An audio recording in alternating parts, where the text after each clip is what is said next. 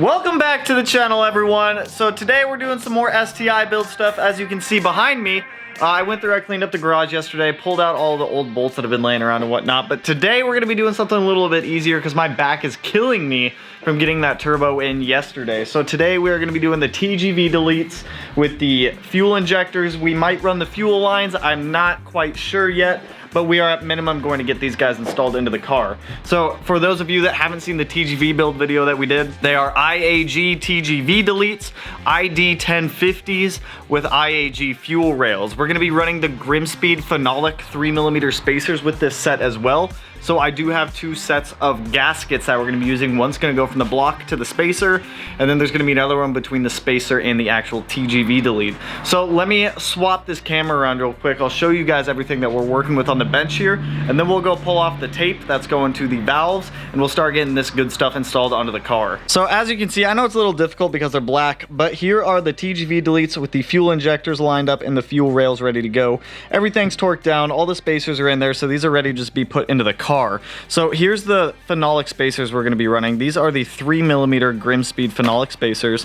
We have one set of OEM gaskets and one set of gaskets that was provided by IAG. Now, when you're going to do this install and you get the IAG TGV deletes, they're going to send you 2 bags of hardware. So actually, let me pull these out and I'll show you. So the only difference between the hardware is going to be the bolt length. So one set of bolts is good for the phenolic spacers. One set you run without using the phenolic spacers. So because we're using the spacers, we are going to be using these larger bolts. They're all Allen head bolts, by the way. Also, you get washers in the bag. So we are not going to be using that hardware. We're going to be sticking with this hardware. So it's going to be a very straightforward, simple install when it comes to these. We're gonna go ahead, we're gonna get the gaskets lined up. I already have the mating surfaces cleaned, so I got all the old gasket material off, but we're gonna throw a gasket down, throw a phenolic spacer down, put a TGV on top of that, and then bolt it down. Now the torque specs for these is 20 foot-pound, well, it's about 18.6 foot-pounds. I don't have a torque, or I don't even have a socket that matches that, so I'm going to use the handy dandy Allen key here and get some good ugga-duggas going to get these TGVs bolted down to the car. So if you guys remember from the last video we did, we got the turbo installed on the car last night. We have the oil feed line ran, coolant line is going up to it, everything is hunky-dory, the down pipe's put back on, the up pipe, the external wastegate, everything is set right there. So now I want to start getting the TGVs in place and start running the fuel line stuff, so that way we can keep going on the reassembly. Once the headers get here later this week, we'll throw those on so I can get the bumper back on this car so it doesn't look as sad. So let me get the camera set up real quick. We'll do the passenger side first. Let me get the tape pulled off. I'll show you guys the clean mating surface that we're going to be working with here, and then we'll start getting this stuff installed onto the car.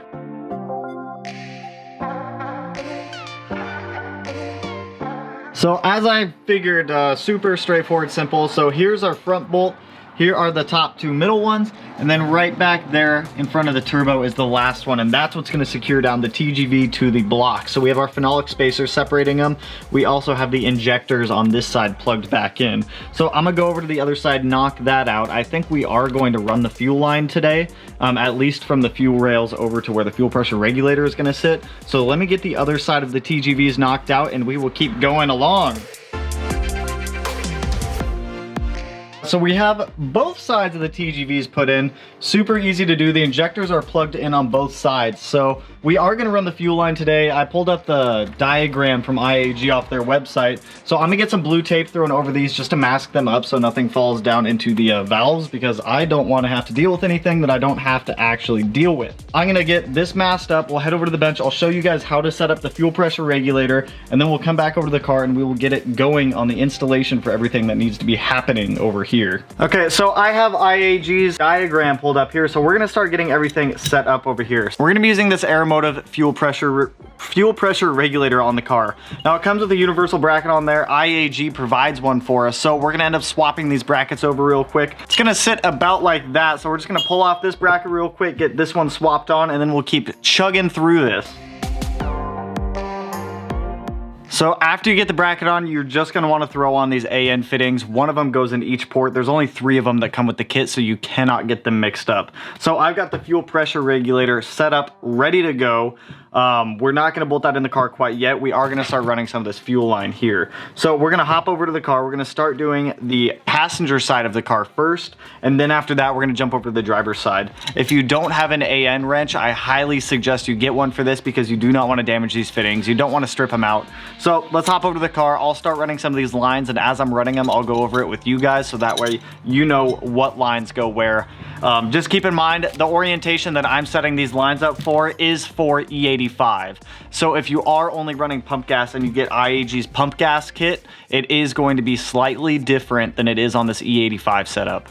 We're gonna start this off by running the rear fuel line on the passenger side coming off of the fuel rail. So you're gonna be taking the longest IAG fuel hose. Both of them have 90-degree fittings on them. That's gonna run over to the fuel pressure regulator side over on the driver's side. So we're gonna go ahead, we're gonna screw it into the back of the fitting.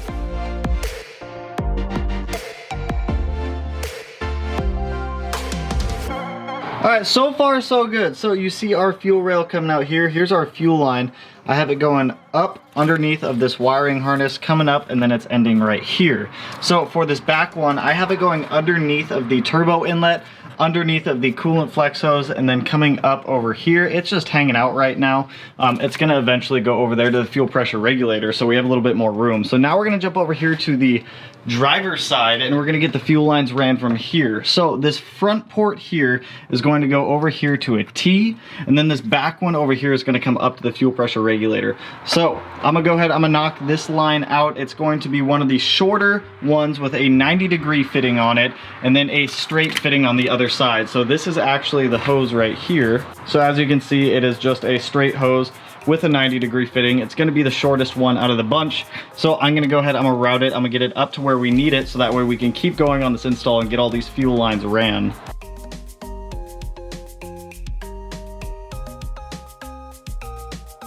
I have the camera blown out a little bit so you guys can see a little bit better, but here's the fuel rail.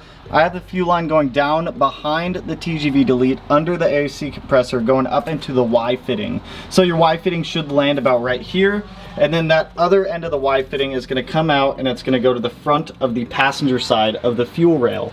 So now that we have both of these fed into that Y, you're going to want the L bracket that comes with the kit. So that L bracket is going to sit about right there. Ouch, that's sharp.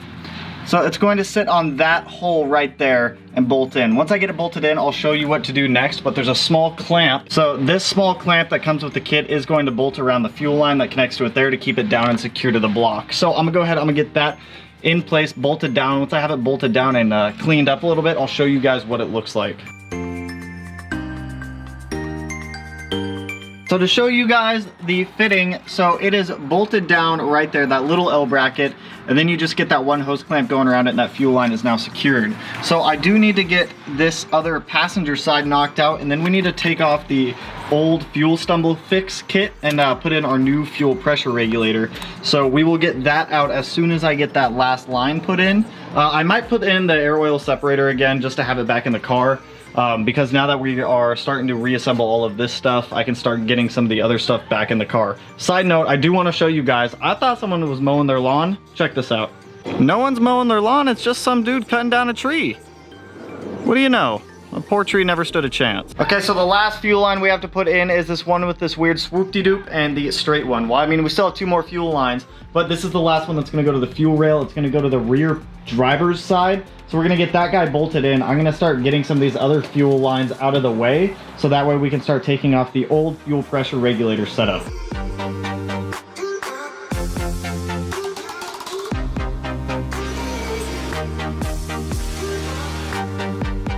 We are making some good progress here. So I did get this rear fuel line put in. It was a little bit of a pain, as you guys saw. I also got in the little fuel holder dealio. It just holds the fuel lines together. So I need to go ahead, I need to pull out the old fuel pressure regulator, which is just this Cobb one. It's just these 3 lines right here. Actually, I can leave this vacuum line on here right there. I can, what is that like hooked to? Oh, it's hooked up to the hard line. So I can leave that guy on there. I'm gonna pull out the 2 quick connects for the fuel pressure regulator stumble fix, and then there's two 10 millimeter bolts underneath the fuel pressure regulator, Jesus, that I'm gonna have to take off as well. So I'm gonna go ahead, I'm gonna get this guy pulled off of here, so that way we can get it out of the car and get the new Aeromotive fuel pressure regulator. Geez, I'm having a difficult time saying that, on the car.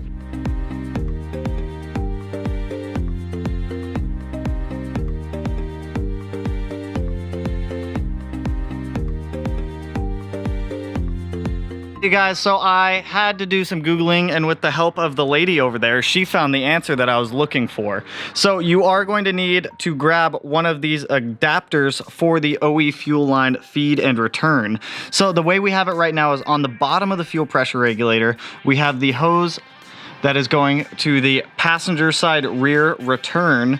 And then on the top, we have the return for the driver side rear.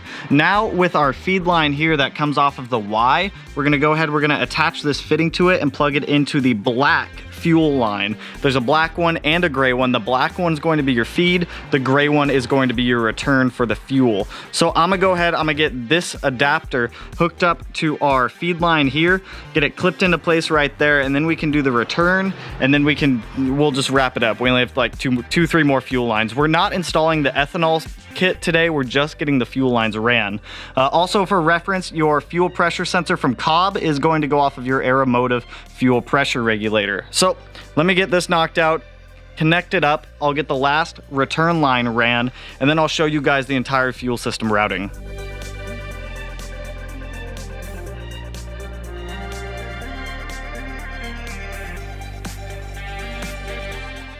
I'm wearing a different shirt because it is the next day. It is literally the next day. This fuel line install did not go as I had planned, but it is installed on the car. So last night I ran into a major roadblock. I stopped filming at a certain point because I was getting extremely frustrated and I wanted to set the car on fire. So I'm gonna show you guys this roadblock that I ran into, so that way hopefully you guys can avoid this and it doesn't happen to you like it did to me. So as you guys are aware, I run a master cylinder brace in the car. Not anymore, I don't. So I ran into a major issue with this. You can't run the fuel lines with this master cylinder brace on there because there's no room for the fuel lines to actually go up to the feed and the return. So what had happened is I started taking this out. I got the 3 inner bolts out, no problem. The one that stopped everything was this one right here. So that bolt goes from inside of the fender to this master cylinder brace on the inside of the car. I sat here with a Sawzall for hours cutting off that little tab to be able to get that bolt out. And then once I got that tab cut off, the bolt didn't come all the way out of this little tab. So I had to sit there with a pair of channel locks and vice grips to be able to unscrew that out of the car. But it is out. So keep in mind that if you have a master cylinder brace, you cannot use it with these fuel lines, or at least not this master cylinder brace. I'm so over this thing. I'm done with it. It's going in the trash, and I'm never gonna use one this thick again. It's pointless to do. But that is taken care of. It's out of the car. I want to go over the fuel line routing with you guys to show you guys how everything's set up. So up here, coming off the top right corner, you have 2 fuel lines coming out. You have a black one and a gray one. The black one is your feed, the gray one is your return. So the feed comes down and it goes to the Y fitting right there in the center of the block. That Y fitting then splits off and goes to the front of the fuel rails right there. And then from the back of the fuel rails on both sides, they go to the return. So the passenger side return fuel line goes to the top of the fuel pressure regulator. The other return for the passenger side goes to the bottom of the fuel pressure regulator.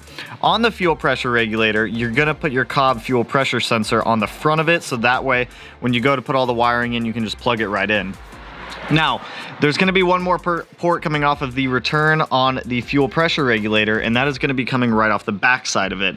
And that is going to swoop down right down here to our ethanol sensor that's bolted in right here. So it's going to go from the fuel pressure regulator into the ethanol sensor, go up, and then it's going to follow the last line and go up into the return line up there. So this was not a fun install to be doing last night. Everything was going nice, smooth, hunky-dory up until that master cylinder brace come out, because if you look right up here, there is no room for the master cylinder brace up there. With all the fuel lines going in there, there's just no way one will fit. So that was not fun to do, but we do have our TGVs in, our fuel rails, our fuel injectors, our fuel lines, and our ethanol sensor all hooked up. So we have our fuel system completely set up at this point.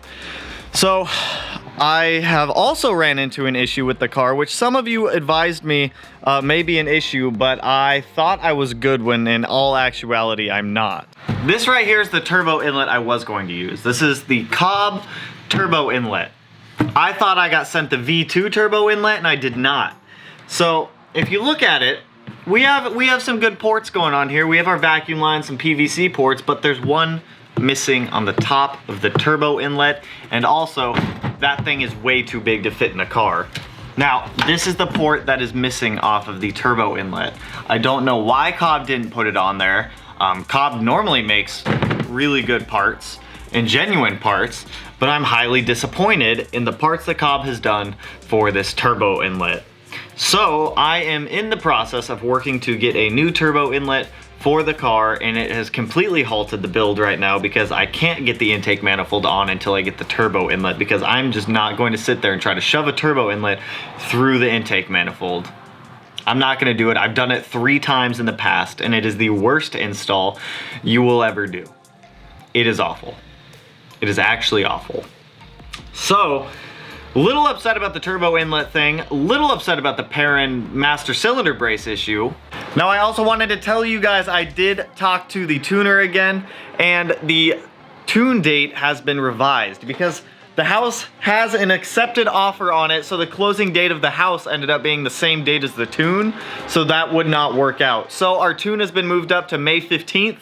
Super pumped on it. The car will be up and running by that point. I get the headers this week. Hopefully I get the turbo inlet by the end of the week, so that way I can finish putting the car back together. I also did slap on the air oil separator. All I did was bolt it to the strut tower, something. I bolted it into the car. None of the hoses are ran right now except for the coolant line going to the turbo, but that is all like bolted up, so that way when I do get the intake manifold done, I can just start rerunning those lines. Good news, fuel system's completely done on the car. Bad news, well, not completely done, because I still have to run all the wiring for the ethanol sensor and the fuel pressure sensor. However, the actual fuel lines in the car are ran, so that is a plus for us. Now on the downside, like I said, I do need to wait for that turbo inlet to come, so that way I can get that on the car as well, because that has been extremely annoying to do. Oh, but with that, and then lastly on the fuel system, this return vent evap line, whatever it is, I'm just gonna vent that to the atmosphere. So I'm just gonna tuck it away in the fender shroud, so that way it doesn't have any issues, but it doesn't connect to anything, so it's just gonna be tucked up out of the way. So I did pull off the get over here, the fuel stumble fix kit that I had on the car. These are the Cobb fuel lines that I had on there from the last tune. So someone is snagging those today and buying those, thankfully, because that's gonna help pay for the new turbo inlet that I need for the car. And I don't know what the hell I'm gonna do with that one over there. Probably toss it in the bin or something. I'm not entirely sure yet. But anyways, sorry I didn't finish recording all of that last night. It was a little bit of a pain, especially it was roughly like 2 hours of cutting that master cylinder brace off. So if I do end up snagging another one in the future, it definitely will not be that one. It'll most likely be a radium. Lots of stuff going on. So anyways, if you guys like the video, you know what to do. Go ahead, hit that thumbs up and turn it blue. In the upcoming videos, we're probably going to be getting the header on the car, as well as hopefully getting that intake manifold on as soon as I get that turbo inlet. But anyways, if you guys are not subscribed to the channel, which you should be, and I would really appreciate it if you were, let's do this top, my right, your left corner today, tonight, this morning, tomorrow, 10 years from now, a year from now, whenever you're watching this, because this is gonna go on the internet. Anything that goes on the internet stays there. But with that, I will catch you guys in the next one. Peace out, homies.